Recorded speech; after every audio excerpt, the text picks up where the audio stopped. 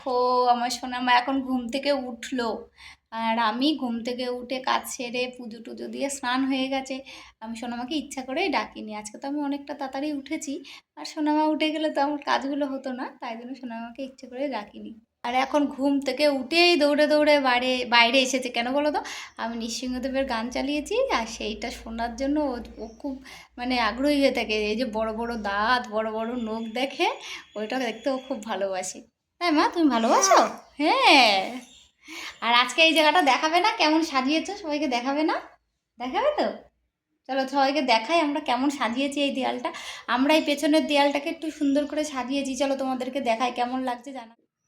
এই দেয়ালে সোনামার সব ছোটোবেলার ছবি আর আমাদের কিছু ছবি, সেগুলো আমি অনেক দিন আগে এগুলো বের করেছিলাম। অনেক দিন ধরে ভাবি দেয়ালে লাগাবো, কিন্তু কোথায় লাগাবো বুঝতে পারি না। তাই জন্য আজকে ঠিক করলাম যে এই দেয়ালটাই লাগাবো। আর এই দেখো এখানে পুতুল লাগিয়েছি। এইখানে একটা পুতুল আছে। হ্যাঁ ওখানে। এই দেখো আমার ছোট্ট সোনামা। কোনটা মা? এইটা তোমার ছোট্ট সোনামা। কি একটা ছবি ফেলে দিয়েছো তুমি? তাই? আচ্ছা আমি বের করে দিচ্ছি।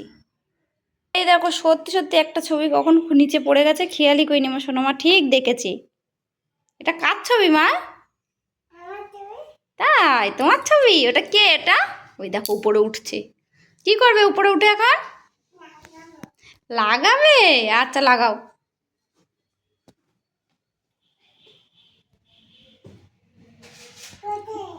কোথায় লাগাবে বলো তো, কোন জায়গাটায় লাগাবে?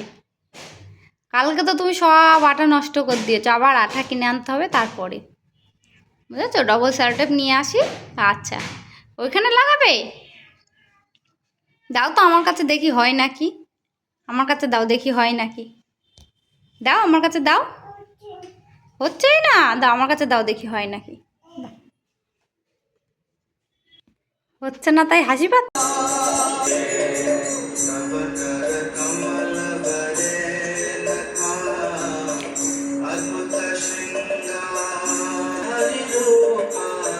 জয় জগদীশ হরে,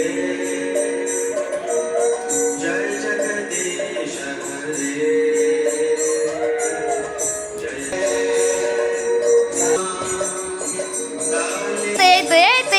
দারুন দারুন দারুন, ফাটাফাটি ফাটাফাটি, হেবি সুন্দর হচ্ছে। খুব সুন্দর নাচ হচ্ছে। উর্লি বাবা, আমার সোনা কি সুন্দর নাচ করছে গান শুনে। বাবা দারুন দারুন।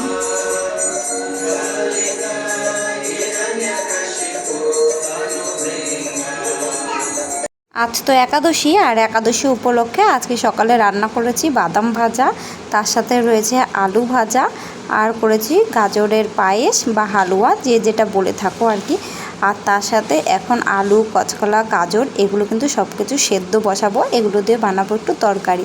আর এদিকে সোনার জন্য বেশ কিছুটা পরিমাণ সবজি বানিয়ে নিয়েছি, ওর জন্য একটু খাবার বানিয়ে দেবো আলাদা করে। আর এদিকে স্নান করে উঠেই শুরু হয়ে গেছে আমার সোনামায়ের দুষ্টুমি। কাজল লতাটা যেই না হাতে পেয়েছে সেই দেখো কি শুরু করে দিয়েছে। আবার আমাকে বলছে সে নাকি কপালে ফুল আঁকছে।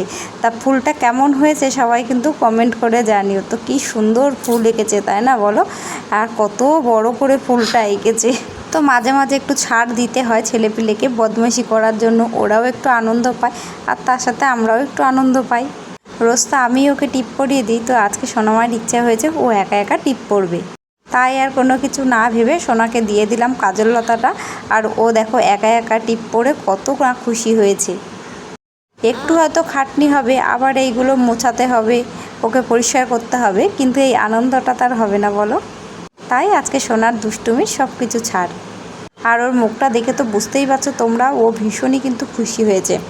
আসলে এই ধরনের বদমাইশি করার তো সুযোগ পায় না সেইভাবে, তো আজকে এইভাবে বদমাইশি করতে পেরে ওর কিন্তু বেশ ভালো লাগছে। হায় হায় কপাল, এই দেখো বদমাইশি করতে করতে কি করে দিল দেখো, মুখে দুই পাশে মনের আনন্দে কাজল লাগিয়ে নিল। ঠিক আছে যা করছে করুক, ওর আজকে যা মন চায় তাই করবে।